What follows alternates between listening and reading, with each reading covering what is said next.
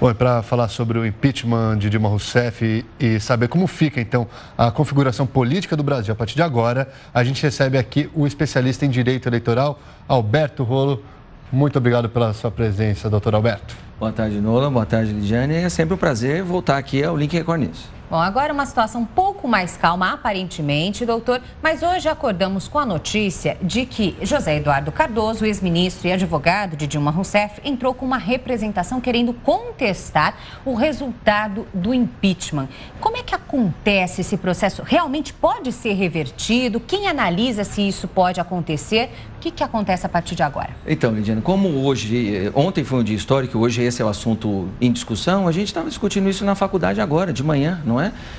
E, na verdade, isso faz parte do direito de recorrer, do direito de reclamar, que qualquer cidadão tem. Não é só a Dilma, a ex-presidente Dilma, qualquer um tem o direito de recorrer. Mas a gente tem que lembrar que a competência para decidir, a competência para julgar é do Senado Federal. E o Senado Federal decidiu, julgou.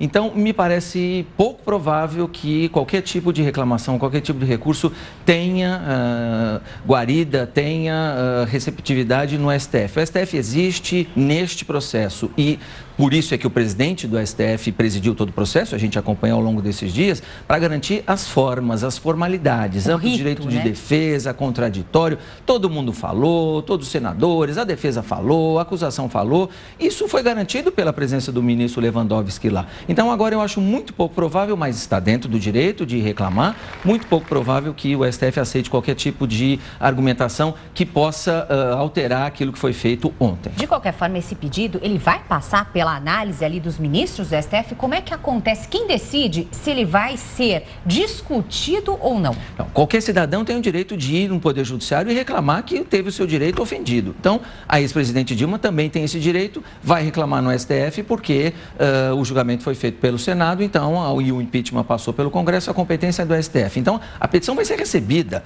Eventualmente, se o pedido for completamente descabido, o próprio presidente Lewandowski, agora já na presidência do STF, poderia rejeitar ele sozinho. Mas eu acho que ele não vai fazer isso, deve levar a plenário, mas independentemente dos argumentos, eu acho pouco provável que qualquer tipo de reclamação, neste momento, tenha aceitação.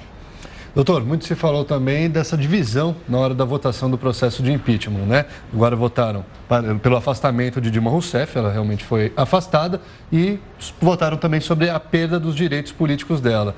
Isso poderia realmente acontecer? Aconteceu, mas poderia, estava na legislação? Olha, Nola, eu discuti isso com os alunos, com meus colegas professores hoje de manhã. A gente lá fala de direito, nós falamos de direito, a gente não está falando de política. Então, sob o ponto de vista constitucional, me parece que essa decisão realmente foi incorreta, porque a Constituição fala lá, é artigo 52, parágrafo único, perda do cargo com inabilitação. Então, me parece que as duas coisas estão juntas e muita gente falou isso ontem no Senado e eu já vi outras opiniões jurídicas a partir de ontem à noite, hoje de manhã também. A Constituição fala claramente, perda do cargo com inabilitação. Então, as duas coisas são juntas. Agora, é verdade, isso o senador Collor lembrou ontem também, que o precedente que existe é do próprio Collor, em 92, e a Constituição é a mesma, de 88, né?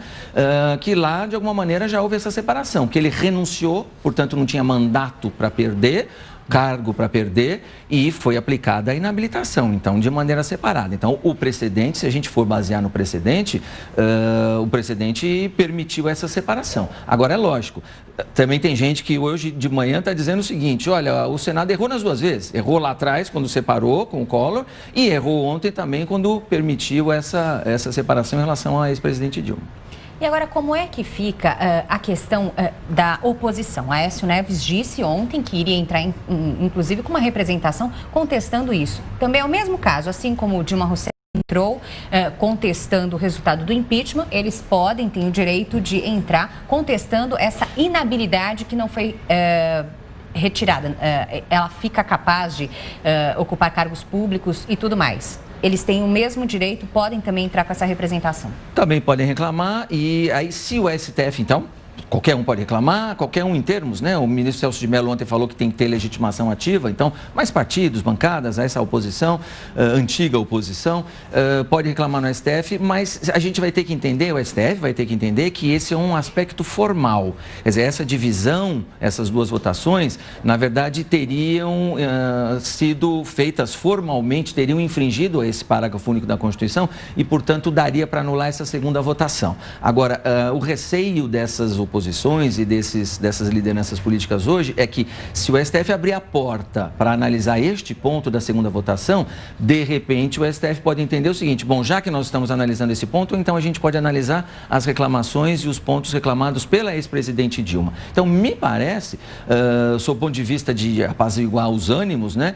que talvez a decisão mais equilibrada seria o STF decidir o seguinte: a competência para decidir o impeachment nessa fase é do Senado, e o Senado decidiu, ainda que fossem duas votações separadas, o Senado se manifestou e o Senado decidiu. Então, nós, Justiça, nós, Poder Judiciário, não vamos nos intrometer nessa decisão e deixar a situação como está.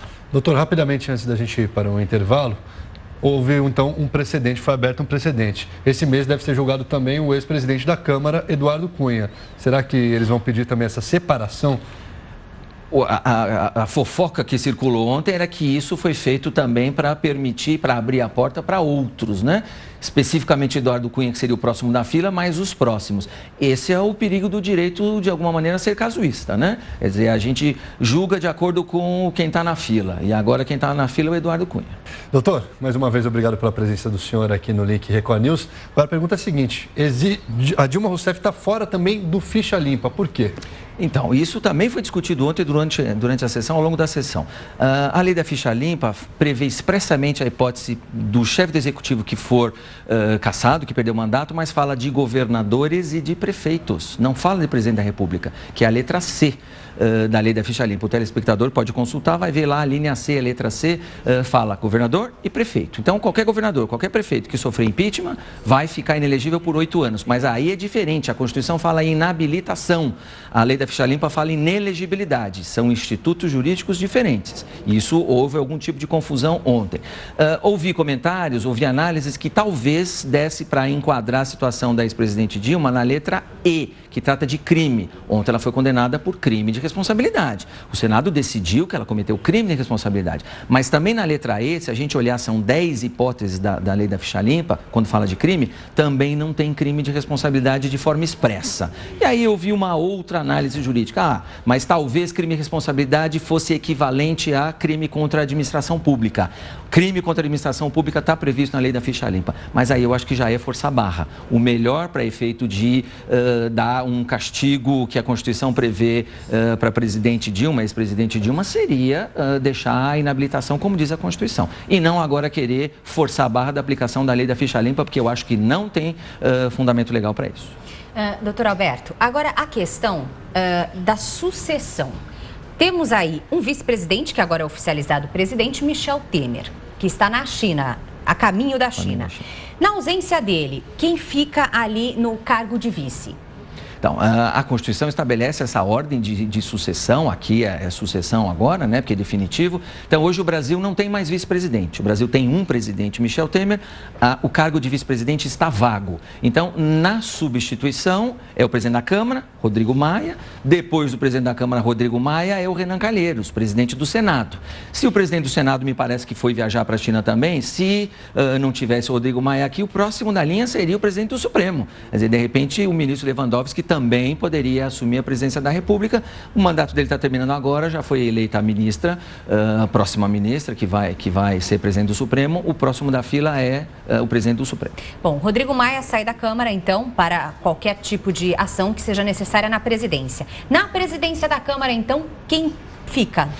Então, também tem a mesma regra, né, de substituição. Hoje, quem preside a Câmara dos Deputados é o primeiro vice-presidente, que é o famoso deputado Maranhão. É o mesmo. Eles foram eleitos, junto com o Eduardo Cunha, para um mandato na mesa de 2 anos. Então, o mandato do Maranhão é até o ano que vem. Segue. Toda vez que precisar o presidente, de fato, né, o presidente Rodrigo Maia sair, é ele que vai presidir os trabalhos da Câmara. Qualquer trabalho, qualquer trabalho.